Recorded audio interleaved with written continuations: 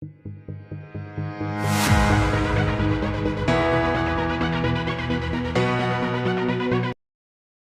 मैं आपकी तरफ आना चाहूंगी। अभी जो हुकूमती इक़दामात हैं, आपको लगता है कि क्या ये जून तक पाकिस्तान को ग्रे लिस्ट से निकाल पाएंगे? क्या देखते हैं आप आगे?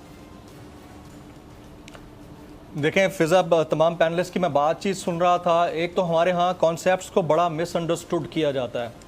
अगर FATF को बतौर इंटर गवर्नमेंटल ऑर्गेनाइजेशन देखा जाए, इंटर गवर्नमेंटल यानी बैनुल हुकूमती ऑर्गेनाइजेशन, तंजीम या इदारा 1989 में बना था, 32 साल पुराना इदारा है। G7 समिट के नतीजे में ये मार्ज़े वजूद में आया और इसका काम था मनी लॉन्ड्रिंग के ऊपर काम करना, यानी मनी लॉन्ड्रिंग के इंसदाद के लिए पॉलिसीज मुरतब करना। सन 2001 में जब 9/11 हुआ है, उसके बाद इसमें टेरर फाइनेंसिंग के एलिमेंट को भी शामिल कर लिया गया कि अब टेरर फाइनेंसिंग के हवाले से भी इसमें तजावीज़ या जो सिफारिशात हैं वो पेश की जाएंगी। मिसअंडरस्टूड यूं किया जाता है कि कहा जाता है कि 40 सिफारिशात हैं। 40 नहीं है, 40+9 यानी 49 रिकमेंडेशंस हैं FATF की। और हमारे यहाँ एक और चीज़ बड़ी मिसकॉन्सेप्शन की तरफ ले जाती है। कहा जाता है जी कि वाइट लिस्ट में कब जाएगा। भाई कौन सी वाइट लिस्ट यार, कौन सी वाइट लिस्ट? सिर्फ दो लिस्ट हैं, एक ग्रे लिस्ट होती है, एक ब्लैक लिस्ट होती है। जो ब्लैक लिस्ट होती है उनका स्टेटस होता है NCCTs यानी नॉन कोऑपरेटिव कंट्रीज या नॉन कोऑपरेटिव टेरिटरीज, NCCTs कहा जाता है। और जो ग्रे लिस्ट होती है उसके अंदर अब कर्जा देने के ऊपर, कर्जा लेने के ऊपर और दीगर तमाम फैसिलिटीज के ऊपर पाबंदियां लगा दी जाती हैं। अब तक जो एज ऑफ नाउ ताज़ा सूरत हाल है, इसके मुताबिक टोटल 18 ममालिक हैं जो ग्रे लिस्ट में है, 2 ममालिक हैं जो ब्लैक लिस्ट हुए हैं। हमारे दोस्तों में से अक्सर को शायद हमें भी ना पता हो कि ब्लैक लिस्टेड कंट्रीज कौन से हैं। एक ईरान है, दूसरा शुमाली कोरिया है। बाकी जो ममालिक ग्रे लिस्ट में हैं उनके ऊपर पाबंदियां हैं। पाबंदियां किस नौइयत की हैं? यानी ये ममालिक कर्जा नहीं ले सकते, इनको अगर कर्जा मिलता है तो सख्त शरायत होती हैं, इनके ऊपर चेक रखा जाता है, 2 स्टेटसेस दिए जाते हैं। ब्लैक लिस्ट होगा तो उसका फॉर्मल स्टेटस होता है कॉल फॉर एक्शन। इसको गौर से सुनिएगा जरा, कॉल फॉर एक्शन यानी इनके खिलाफ फौरी तौर पर कार्रवाई की जाए, जो ब्लैक लिस्टेड कंट्रीज होती हैं। और जो ग्रे लिस्टेड कंट्रीज हैं उनका स्टेटस होता है मॉनिटर्ड जुरिस्डिक्शन। तो हम ग्रे लिस्ट में हैं, हम उन 18 ममालिक में हैं, बदकिस्मती से हैं, जो मॉनिटर हो रहे हैं जुरिस्डिक्शन के लिए और इनके ऊपर तमाम तर चेक्स हैं। अब एक और चीज बड़ी इंपॉर्टेंट है फिजा, मैं यहां जरूर शामिल गुफ्तगू करूंगा। टोटल 37 मेंबर हैं इस ऑर्गेनाइजेशन के, FATF के 37। 2 और इदारे हैं जो कि एसोसिएट मेंबर हैं। वो 2 जो इदारे एसोसिएट मेंबर हैं, एक है यूरोपियन कमीशन और दूसरा है गल्फ कोऑपरेशन काउंसिल।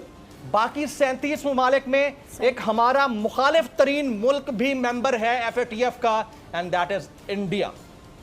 तो इंडिया हमेशा से प्लान करता रहा है पाकिस्तान के मामलात को सबोटाज करके इसको ग्रे लिस्ट में रखने के लिए या ब्लैक लिस्ट करवाने के लिए। हां, अगर आप ग्रे लिस्ट से निकलते हैं तो आपकी पोजीशन सेटिस्फैक्टरी हो जाती है।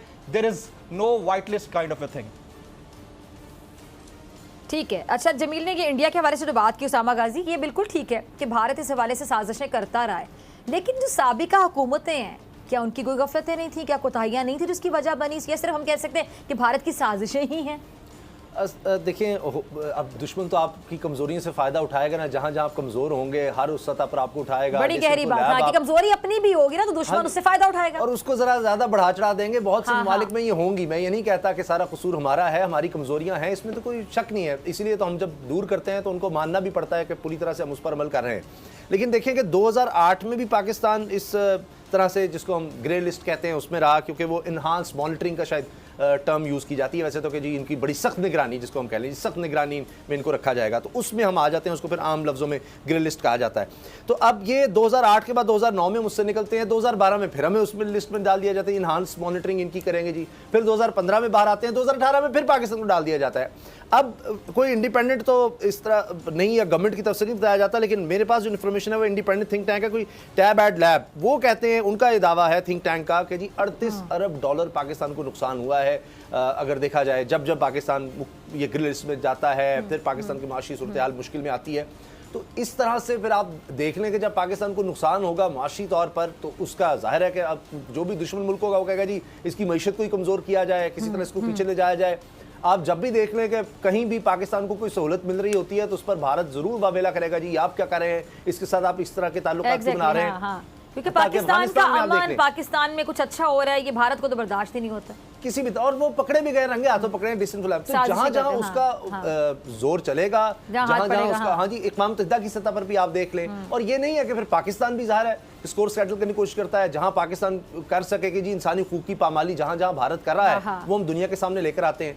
तो ये अब FATF का जो मामला है, हमें इससे हर सूरत निकलना है और जितनी जल्दी हो सके निकलना है। उम्मीद तो ये थी, मैंने जितना देखा है और सोर्सेज ये कहते हैं कि हमारी उम्मीद ये थी कि अगर मेरिट पर फैसला हो तो शायद हम अब ये ग्रे लिस्ट से निकल आते, तो लेकिन अभी नहीं हो सका। अब जून में तो पूरी तरह से उम्मीद है 100% कि पाकिस्तान ये सेटिस्फाई कर देगा। और पाकिस्तान को बहुत ज़्यादा ज़रूरत है इसलिए कि देखिए पहले ही हम मकरूज़ हैं, कर्जे ले रहे हैं मजीद, पहले कर्जे उतारने के लिए, तो उनमें सहूलतों के लिए फॉरेन डायरेक्ट इन्वेस्टमेंट के लिए भी ये बहुत ज़्यादा ज़रूरी है। अभी भी इसलिए है कि सबको नज़र आ रहा है, वर्ल्ड बैंक है, IMF है, वो सब चल रहे हैं पाकिस्तान के साथ कि पाकिस्तानी कंप्लाइंट हो जाएगा, वरना खुदा न खासा तो बहुत ज़्यादा मुश्किल हो जाती है। क्योंकि मेरा ख्याल है 2-3 दफ़ा तो लास्ट वार्निंग पे पाकिस्तान चल रहा है और अभी भी एक इजलास इसके मुलतवी हो गया था कि वो वबा पाकिस्तान की माँ का बोसरिया पैन चोद बोंद मरा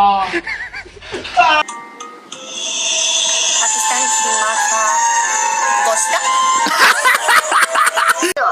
पाकिस्तान की माँ का बोस्ता और अंडा